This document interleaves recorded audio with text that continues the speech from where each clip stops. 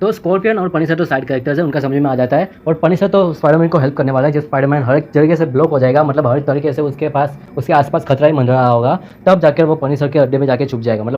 मतलब कि वो दोनों टीम अप करेंगे, लेकिन वो बात की बात है। फिलहाल तो सैडी सिंक एक जीन ग्रे म्यूटेंट्स की एंट्री हो चुकी है एमसीयू में।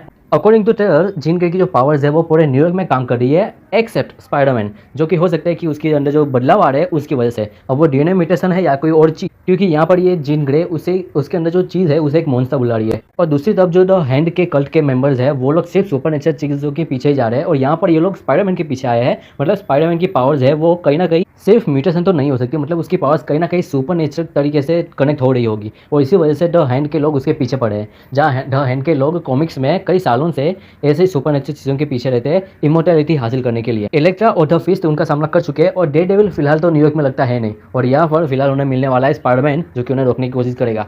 लेकिन दूसरी तरफ ये जीन ग्रे का मामला कुछ समझ में नहीं आ रहा है, मतलब कि वो हर किसी को कंट्रोल कर रही है, लेकिन स्पाइडरमैन को नहीं।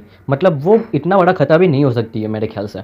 और मुझे नहीं लगता कि सिर्फ अकेली जीन ग्रे इतनी पूरे न्यूयॉर्क को इस तरीके से इफेक्ट कर सकती। मतलब हाँ, स्पाइडरमैन का मिशन तो होगा यहाँ पर जीन ग्रे को रोकने के लिए, लेकिन जीन ग्रे एक म्यूटेंट इतने बड़े लेवल पर ये न्यूयॉर्क में ऐसा कर नहीं सकती। मतलब एक और बड़ा विलन हो सकता है जिसे अभी भी इन लोगों ने ट्रेलर में नहीं दिखाया है। अभी ये लोग जीन ग्रे को एक विलन बता रहे हैं। वेल, जो कोई भी मामला है, जो जीन ग्रे है वो फिलहाल तो स्पाइडरमैन के पीछे पड़ी हुई है, क्योंकि उसे लगता है कि स्पाइडरमैन की पावर जो बढ़ रही है उसके अंदर जो मोड्स वो सुपर नेचुरल हो सकता है या फिर म्यूटेशन जनरेशन, और इसी वजह से जीन ग्रे और द हैंड दोनों ही इसके पीछे पड़े हुए हैं।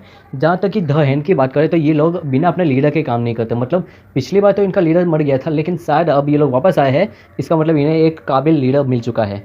और वो जीन ग्रे तो नहीं हो सकती, क्योंकि जीन ग्रे खुद एक म्यूटेंट है। मतलब दी हैंड का न्यूयॉर्क में आने का रीज़न हो सकता है कि इतने टाइम से यहाँ पर कोई म्यूटेंट नहीं था, लेकिन अब जीन ग्रे आ चुके हैं जिसके पास टेलीपैथी की पावर्स है, और इसी का इस्तेमाल ये लोग अपनी इमोर्टैलिटी को हासिल करने के लिए करना चाहते होंगे। और यही वजह हो सकती है कि जीन ग्रे कहीं ना कहीं स्पाइडरमैन से कनेक्ट होने की कोशिश कर रही है, मतलब उसकी हेल्प कर रही है। लेकिन क्योंकि वो डायरेक्ट स्पाइडरमैन को कंट्रोल नहीं कर सकती उसकी टेलीपैथी की वजह से, इसलिए वो उसकी आंखें। और जीन ग्रे ही वो कैरेक्टर है जो कि स्पाइडरमैन की आइडेंटिटी जानती है, हल्क भी नहीं जानता। और जब हैंड की बात करें तो ये लोग बिना लीडर के काम नहीं करते, और इस वक्त ये लोग आए हुए हैं। और कॉमिक में एक और कैसा कैरेक्टर है जो कि जिनकी पड़ा हुआ है उसकी पावर की वजह से, और वो है टेरोकिन। तो हो सकता है कि वही मेन विलन भी हो, और हो सकता है कि वही द हैंड का न्यू लीडर हो, और वही इतने बड़े इफेक्ट पर, इतने बड़े लेवल पर न्यूयॉर्क को इस तरह से इफेक्ट कर रहा है। और जब स्पाइडरमैन द हैंड को हरा देगा तब वो सामने आएगा।